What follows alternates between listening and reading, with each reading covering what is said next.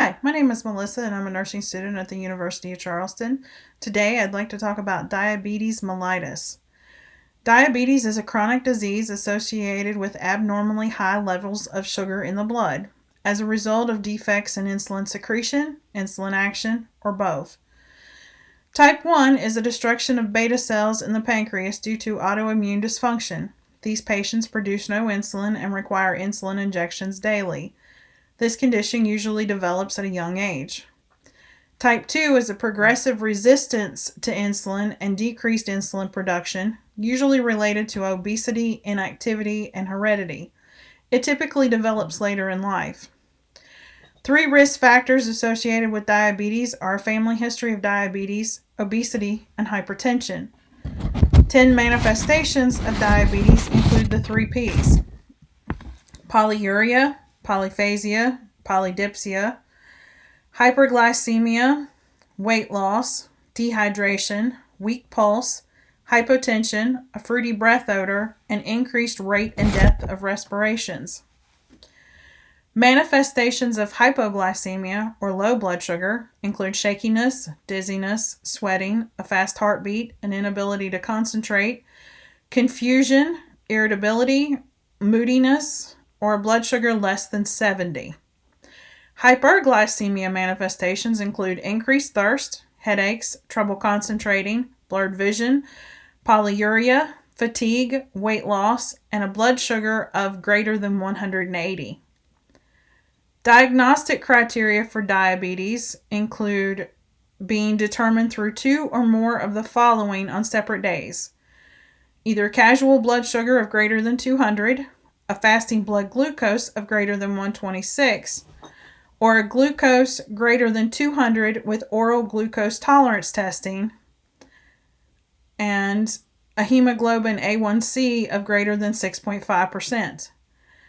Three lab tests associated with diagnosis is a hemoglobin A1C of less than 5.7 equals no diabetes, 5.7 to 6.4 equals prediabetes, and greater than 6.5 is sufficient for a diagnosis of diabetes. A fingerstick's glucose of greater than 110, and an oral glucose tolerance test, a normal value which would be less than 140. Five lifestyle modifications in managing diabetes include eating healthy, limiting fast food and high sugar and fat, and monitoring carbs; exercise, doing 30 minutes of moderate exercise most days of the week; getting checkups at least 2 times a year with labs and eye and foot exams yearly; managing stress, blood sugar levels increase when stressed; and monitoring alcohol intake. Alcohol can raise or lower blood sugar. Check it before you drink, and you should also stop smoking.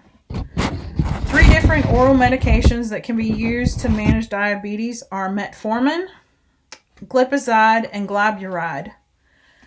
Two different insulin medications that can be used are short-acting insulins, such as regular insulin or insulin labeled with an R, which is given 15 minutes before a meal, or long-acting insulin, such as Lantus, which is given once every 24 hours via injection.